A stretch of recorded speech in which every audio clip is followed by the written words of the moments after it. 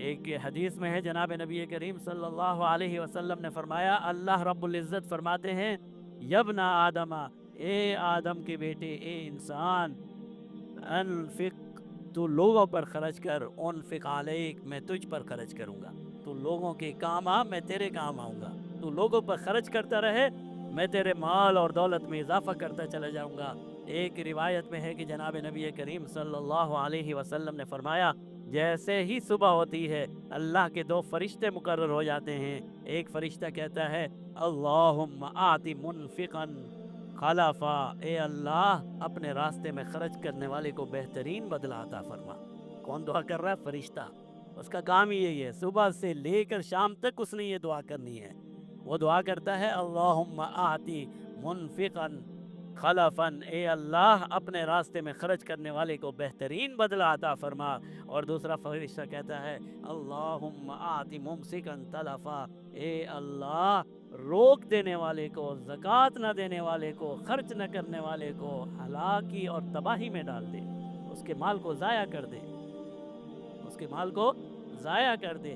تو انفاق فی سبیل اللہ ایک بہت بڑی عبادت ہے، لیکن پھر اس کے علماء نے اس کا کیا کہنا چاہیے، اس کے تین درجات، تین کیٹیگریز کہہ لیجئے، یا تین اس کے دائرے ہیں جو علماء نے بیان فرمائے ہیں۔ سب سے پہلا دائرہ یہ ہے کہ انسان کو اگر اللہ نے مال اور دولت دیا ہے تو وہ اپنی ضروریات پر خرچ کرے۔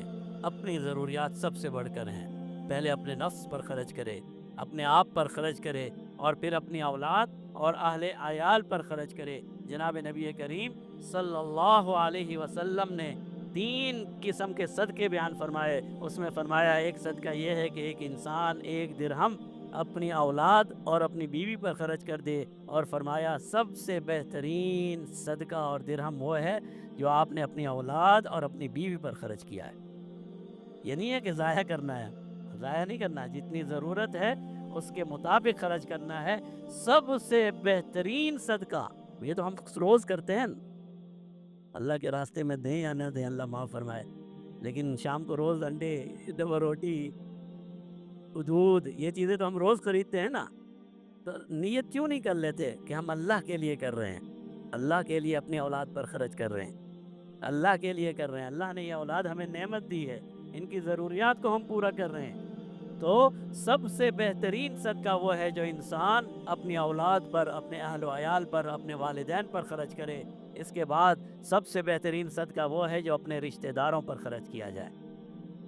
اپنے رشتہ دار کی، اپنے گھر والوں کی، اپنے چچا زاد بھائی کی، اپنے ماموں زاد بھائی کی، اپنی خالہ زاد بہن کی، وہ بیچاری مسکین ہے، وہ ضرورت مند ہے، پوری کائنات کی انسان مدد کر رہا ہے لیکن اپنے رشتہ داروں کی نہیں کر رہا۔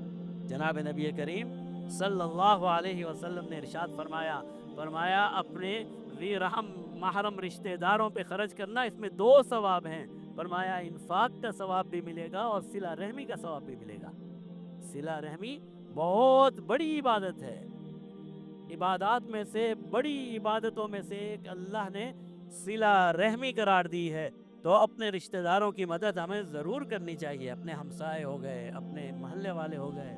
اور پھر تیسرا دائرہ وہ ہے جو ہم اور آپ سب کرتے ہیں، جہاں پر بھی ضرورت کی چیز دیکھیں آپ وہاں پر اللہ کے لیے اس کی مدد کر دیں، جہاں پر ضرورت محسوس ہو وہاں پر آپ نے اللہ کے لیے خرچ کر دیا۔ یہ تین دائرے ہیں، یہ تینوں، ان میں سے سب سے زیادہ پسندیدہ دائرہ اللہ کو یہ ہے کہ اللہ کے لیے اپنی اولاد پر خرچ کیا جائے۔